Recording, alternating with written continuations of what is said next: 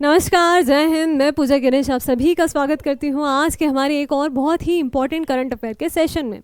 आज हम जिस विषय पर चर्चा करने जा रहे हैं वो है भारतीय ज्ञानपीठ पुरस्कार 2025।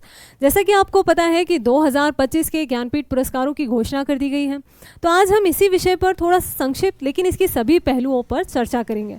शुरुआत में हम इसका थोड़ा सा हिस्टोरिक बैकग्राउंड देखेंगे, फिर देखेंगे 2025 में किसे इससे पुरस्कृत किया जा रहा है, और फिर इस विषय से बनने वाले कुछ महत्वपूर्ण MCQs को भी देखेंगे जो परीक्षा की दृष्टि से विशेष महत्व रखते हैं। तो चलिए शुरुआत करते हैं बिना किसी देरी के। लेकिन इससे पहले यदि अभी तक आपने हमारा चैनल सब्सक्राइब नहीं किया है तो इसे ज़रूर सब्सक्राइब कर लें, ताकि हमारे द्वारा बनाए जाने वाले सभी महत्वपूर्ण करंट अफेयर बिना किसी देरी के आप तक पहुँच पाएँ और आपकी परीक्षा में कोई भी खलल ना हो और आप करंट अफेयर में बहुत अच्छे अंक हासिल कर पाएँ। तो चलिए शुरुआत करते हैं। सबसे पहले हम इसका थोड़ा सा हिस्टोरिक बैकग्राउंड देख लेते हैं कि जो ज्ञानपीठ पुरस्कार हैं ये एक वार्षिक पुरस्कार है जो भारतीय साहित्यिक पुरस्कार है, और भारतीय ज्ञानपीठ जो संस्था है ना, भारतीय ज्ञानपीठ के द्वारा किसी भी लेखक को साहित्य में उसके असाधारण योगदान के लिए प्रदान किया जाता है। ये भारत का सबसे पुराना और भारतीय साहित्य के लिए दिया जाने वाला एक सर्वोच्च पुरस्कार है। ठीक है, इसीलिए ये बहुत ज़्यादा महत्व रखता है। इसकी पात्रता क्या है, आइए ये भी जानते हैं कि भारत का कोई भी नागरिक जो 8वीं अनुसूची में बताई गई कितनी भाषाएं, 22 भाषाएं प्लस अंग्रेज़ी। ठीक है, अंग्रेज़ी साहित्य तो कुल मिला के कितनी हुई, 23 भाषाएं। उसमें साहित्य की, उनमें से किसी भी भाषा में साहित्य की रचना की हो। मतलब 8वीं अनुसूची में हमारे संविधान में कुल 22 भाषाएं शामिल की गई हैं।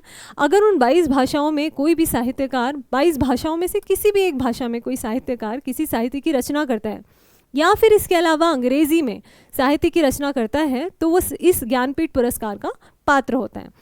चलिए, तो कुल 23 भाषाओं को इसमें शामिल किया गया है।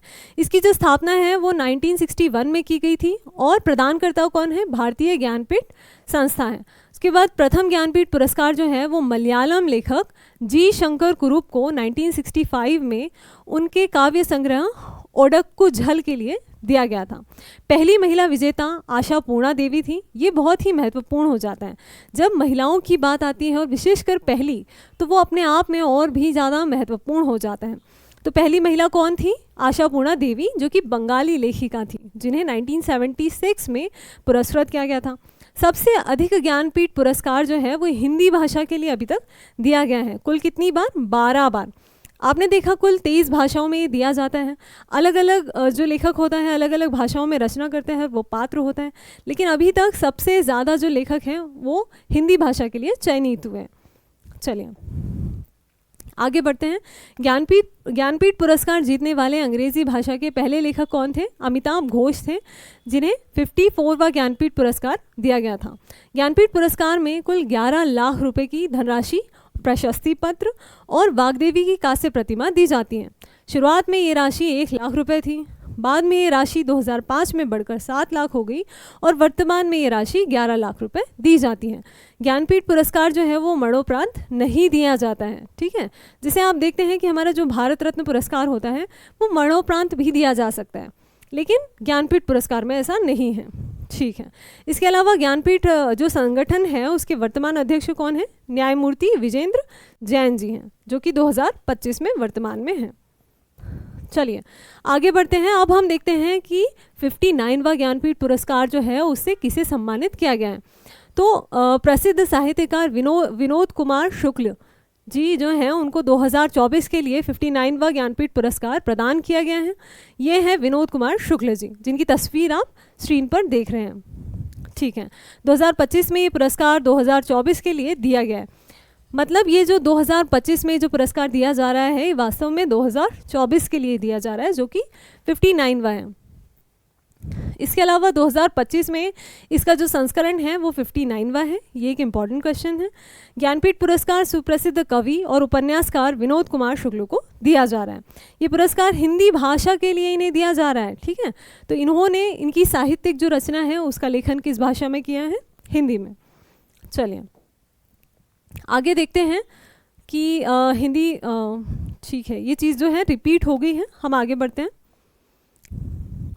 तो जो विनोद कुमार शुक्ल जी हैं ये किस राज्य से हैं? छत्तीसगढ़ राज्य से हैं, और छत्तीसगढ़ से ये पुरस्कार पाने वाले, ज्ञानपीठ पुरस्कार पाने वाले पहले लेखक हैं जिन्हें इस सम्मान से नवाजा जाएगा। ठीक है, विनोद कुमार शुक्ल जी ने कई पुरस्कार जीते हैं, जैसे साहित्य अकादमी पुरस्कार कब? 1999 में।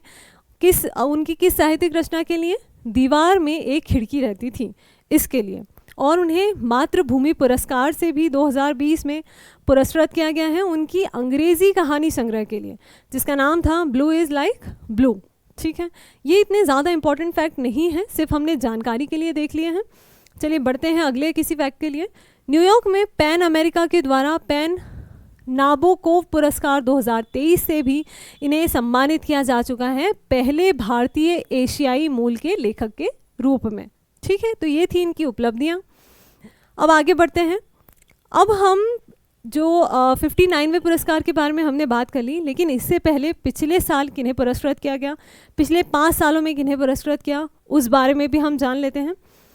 तो सबसे पहले हम देखते हैं 58वां ज्ञानपीठ पुरस्कार जो है वो किसे दिया गया था 2024 में। तो ये पुरस्कार जो है जगत गुरु रामभद्राचार्य जी को संस्कृत भाषा में और गुलजार जी को उर्दू में संयुक्त रूप से दिया गया था। ये तस्वीर आप देख सकते हैं। ठीक है,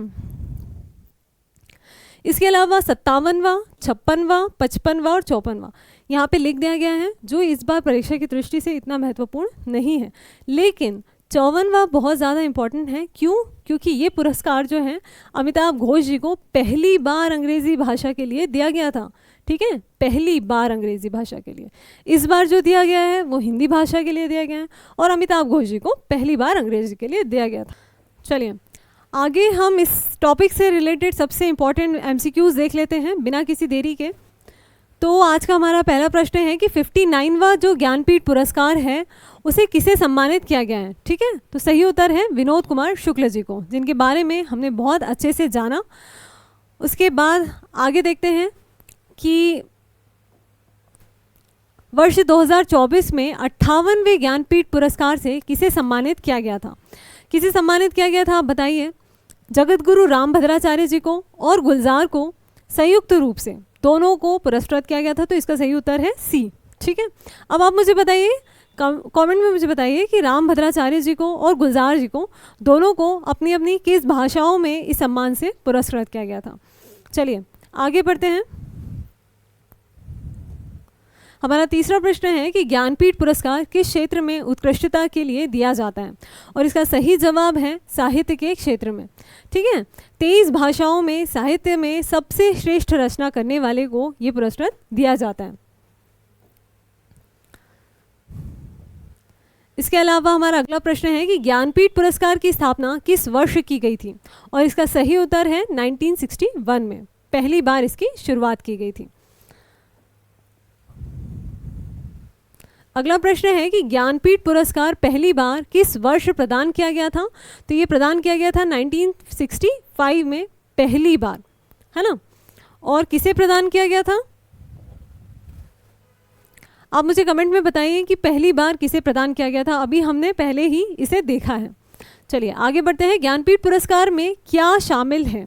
क्या शामिल है? ये 4 स्टेटमेंट दिए गए हैं, जिसमें से सही उत्तर हमें छांटना है। और सबसे पहले अगर इस तरह के स्टेटमेंट वाले क्वेश्चन आते हैं तो हमें पहले ही वो चीज़ पकड़नी चाहिए, पूरा एक एक को पढ़ने के पहले, कि हमने पहले क्या चीज़ पढ़ी है। देखिए जैसे सीधा सीधा यहाँ पे लिखा है कि 11 लाख का नकद पुरस्कार दिया जाता है। हमने पीछे देखा कि पहले शुरू में 1 लाख दिया जाता था, फिर बढ़ा के 7 लाख कर दिया गया, और फिर 11 लाख। तो यही इसका सही जवाब है डी। 11 लाख रुपए नकद पुरस्कार दिया जाता है, एक प्रशस्ति पत्र दिया जाता है, और वाग्देवी सरस्वती की प्रतिमा दी जाती है। चलिए आगे बढ़ते हैं। ज्ञानपीठ पुरस्कार की पुरस्कार राशि कितनी है ना। तो अभी हमने देखा 11 लाख है इसकी राशि। ठीक, आगे बढ़ते हैं।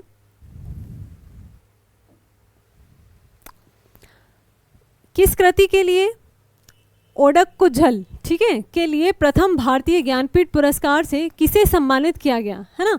ये हमारी पहले पुरस्कार की बात चल रही है, ठीक है। और किसे सम्मानित किया गया? शंकर कुरूप जी को सम्मानित किया गया। उनकी पहली कृति ओडक्कुझल के लिए, है ना, जो बांसुरी के लिए इन्हें सम्मानित किया गया। कब? 1965 में। ठीक है, ये पहला पुरस्कार था। आगे हम देखते हैं कि भारतीय ज्ञानपीठ पुरस्कार से सम्मानित होने वाले प्रथम महिला कौन थी।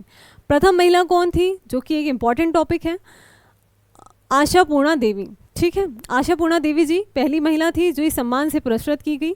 और उनकी किस रचना के लिए पुरस्कृत की गई, तो प्रथम प्रतिश्रुति, ये वो रचना थी जिसके लिए इन्हें पुरस्कृत किया गया था।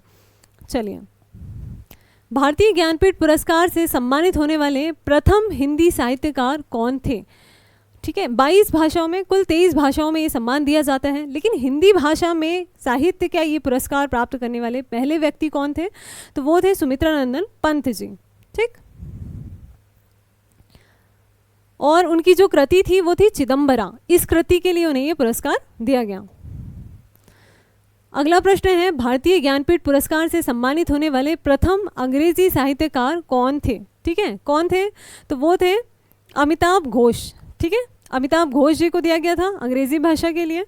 और उनकी कौन सी कृति थी, द शैडो लाइन्स। ठीक है, इस कृति के लिए उन्हें इस पुरस्कार से सम्मानित किया गया। ठीक, आगे बढ़ते हैं। 12वां हमारा सवाल है कि साहित्य में उत्कृष्ट उपलब्धि के लिए दिया जाने वाला प्रतिष्ठित ज्ञानपीठ पुरस्कार कुल कितनी भाषाओं में प्रदान किया जाता है। उम्मीद करती हूँ आप तो ये सवाल जो है आपको बहुत अच्छे से आपके जहन में बैठ गया होगा, और इसका सही उत्तर है कुल 23 भाषाओं में दिया जाता है। 22 हमारी जो 8वीं अनुसूची में शामिल भाषाएं हैं, और एक कौन सी भाषा है आप मुझे कमेंट में ज़रूर बताएं। चलिए,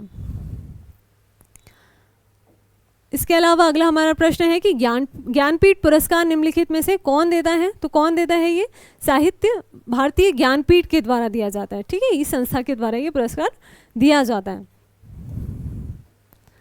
अगला प्रश्न है कि भारतीय ज्ञानपीठ पुरस्कार जो भारत का सर्वोच्च साहित्यिक पुरस्कार है, इसकी स्थापना 1961 में की गई थी, और किसके द्वारा की गई थी, तो ये की गई थी साहू जैन परिवार के द्वारा। तो ये इनिशिएटिव किसने लिया था, इस परिवार ने लिया था। चलिए, आगे बढ़ते हैं। किस भाषा के लेखक सबसे अधिक बार ज्ञानपीठ पुरस्कार से सम्मानित हुए हैं, और वो हुए हैं हिंदी भाषा के लिए। हमने देखा कुल 12 बार, और 12वीं बार कब, अभी 2025 में विनोद कुमार जी। ठीक, और हमारा अंतिम प्रश्न है कि ज्ञानपीठ पुरस्कार में किस देवी की कांस्य प्रतिमा शामिल होती है ना। तो हमने देखा वाग्देवी की प्रतिमा शामिल होती है, और वाग्देवी कौन है, माता सरस्वती का ही स्वरूप है। ठीक, चलिए, इसी के साथ आज का ये हमारा सेशन जो है यहीं पर समाप्त होता है। अगर आप इस सेशन की PDF चाहते हैं तो आप हमारा ऐप डाउनलोड कर सकते हैं। चलिए, मिलते हैं फिर किसी अगले इम्पॉर्टेंट सेशन में। धन्यवाद।